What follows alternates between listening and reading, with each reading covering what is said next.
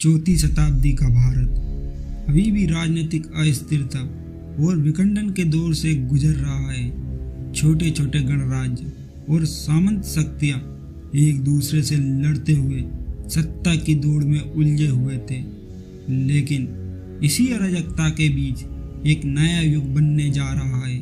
एक ऐसा साम्राज्य जो 2 शताब्दियों तक सामंत राज्यों और विदेशी आक्रामकताओं को सदैव के लिए नष्ट कर देगा।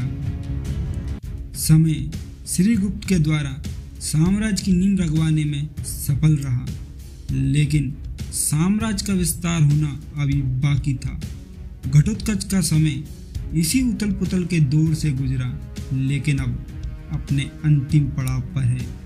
इसी बीच घटोत्कच का पुत्र चंद्रगुप्त प्रथम अब युवा हो चुका, अब वहाँ सिंहासन पर विराजमान होने को पूर्णतः तैयार है। चंद्रगुप्त साम्राज्य की भागडोर 319 या 320 ईस्वी में अपने हाथ में ले लेता। इसी के साथ चंद्रगुप्त ने साम्राज्य को पूर्णतः स्वतंत्र घोषित कर गुप्त संबंध राजधानी में लागू कर दिया, जिसे बाद में गुप्त वंश के हर शासक ने अपनाया और इसी के साथ एक नए युग की शुरुआत हुई। चंद्रगुप्त स्वतंत्र राज सिंहासन पर आरूढ़ होने के कारण मगध में अपनी ख्याति और संप्रभुता बनाए रखने के लिए गुप्तों के इतिहास में पहली बार चंद्रगुप्त ने महाराजा धीराज की उपाधि धारण की। अब भारत पर सम्राट महाराजा धीराज चंद्रगुप्त प्रथम का शासन है और फिर शुरू हुआ विस्तार साम्राज्य का, जो एक समय बाद लगभग संपूर्ण भारत को एक छत्र के नीचे ले आएगा।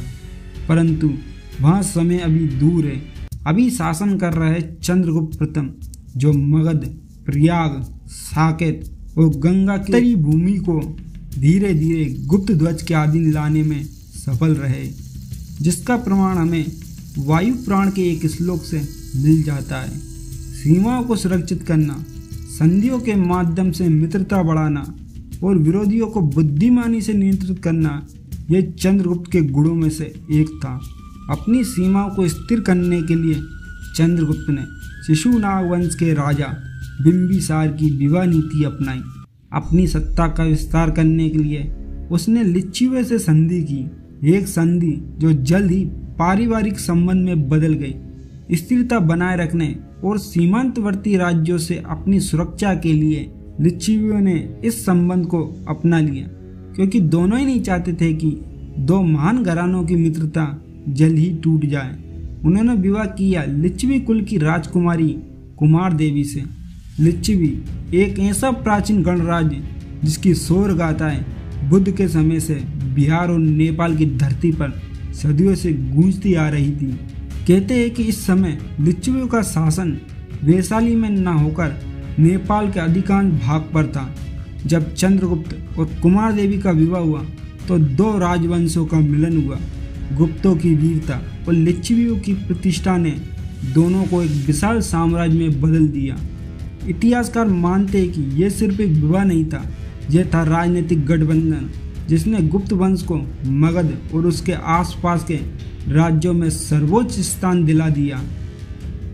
चंद्रगुप्त ने लिच्छवी राजकुमारी कुमार देवी से विवाह कर साम्राज्य को स्थिरता प्रदान की।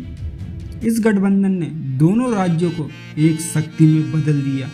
उसी समय गुप्त इतिहास में ढले वो प्रसिद्ध स्वर्ण सिक्के जिसके अग्रभाग पर अंकित है चंद्रगुप्त और कुमार देवी का चित्र और उत्कीर्ण किया गया दोनों के नाम, जबकि पृष्ठभाग पर अंकित है देवी लक्ष्मी, जो शांति और समृद्धि का प्रतीक है।